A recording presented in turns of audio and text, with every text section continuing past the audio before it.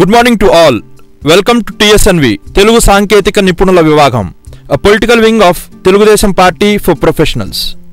This is a small presentation on the leader who has impacted millions of careers with his foresight, vision, and who dreams and strives to achieve every single day. Real leader is one who gives the people not what they want, but what they need. Leaders should be remembered and revered with pride for being associated and worked with. How lands filled with boulders transformed into modern day workspaces where you are commuting this day for your jobs. Was it because of a leader who wanted riches, or was it because of the politician who wanted a few moments of glory? We are living his dreams, dreams a politician dreamt of and strived for. The seeds sown by this dreamer are being cherished as the fruits we are eating. Thank you, sir. We are proud to be the bearers of your dream. What happened behind? Krishna Srivatsava, an IAS who has worked with many CMs and politicians across India. He was one of the 4-member team constituted by Shri CBN to realize his dream. He is a bureaucrat par excellence, not the one who lives in constant fear of law. Listen to what he has to say. This is an old video in which he speaks his mind. After many years, he moved from Andhra Pradesh. Watch on. I'm a bureaucrat. I'm what you call a babu. Okay? And a babu is the equivalent of a 4-letter word in India today. For good reason. There are many of us who steal, who loot, who rob the public treasury and go away scot-free, unpunished. And my simple, the theme behind this presentation is to give you examples of many babus who have dreamt extraordinary dreams and have lived and walked their dreams and have achieved it and have made an impact on millions of people.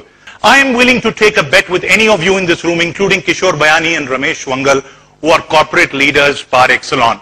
Try reporting to a Pappu Yadav or a Lalu Yadav or a Sarah Palin and show market-like efficiency and market-like results when you are reporting to a political master.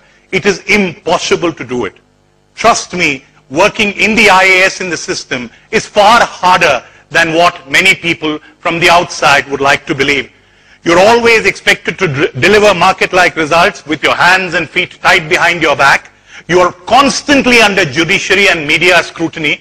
I'm going to give you examples of 6 different kinds of dreams dreamt by people you wouldn't have heard of. But every single one of them made a difference and touched the lives of millions of people. Let me start by one which I was privileged to be a part of. In 1996, India had a chief minister called Chandrababu Naidu. Many of you would remember him. He was then the toast to the media, and people said he's one of the best things ever to happen to India, and thrice he was offered the prime ministership and he declined.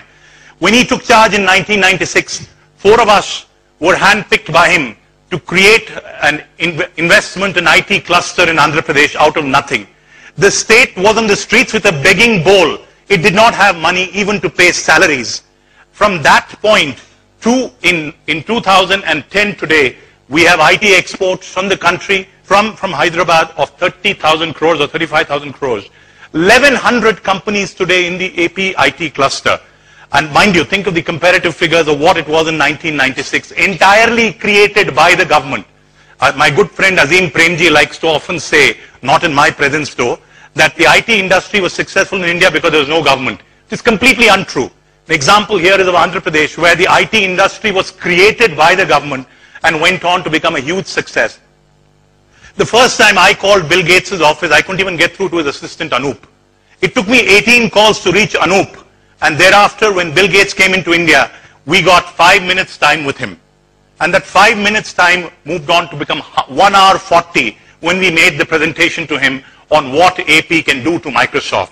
And that was, like Bharat said, you need the first guy to sign on, like the Nobel laureates he was chasing.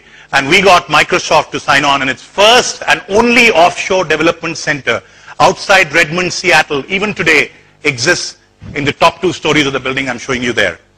Another facet of this dream was e-government. Everyone hates bureaucracy, hate filling forms, hate standing in lines. First time ever in India, we dreamt of a dream where the point of decision of a government service and the point of delivery of a government service could be separated.